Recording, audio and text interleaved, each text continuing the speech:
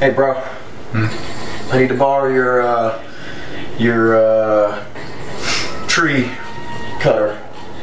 Chainsaw? I don't know yet. No. Do you seriously not trust me? I seriously don't. Would you like me to show you my 376 credit score? I'll take your word for it. Bro, people trust me. My mother just co-signed for me a brand new, used 1996 Pontiac Grand Prix.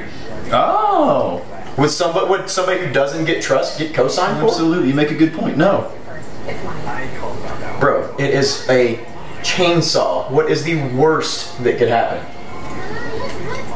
Tell you what. Okay. I won't let you down. I'm sure you won't. 376 isn't a very impressive credit score. You're not a real full-grown man because you still live with your parents. You've never had a full-time job. You don't know how to use a chainsaw.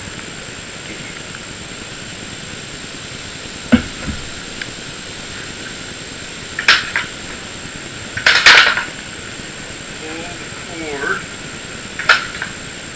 Brace the saw with body. Smarter, not harder.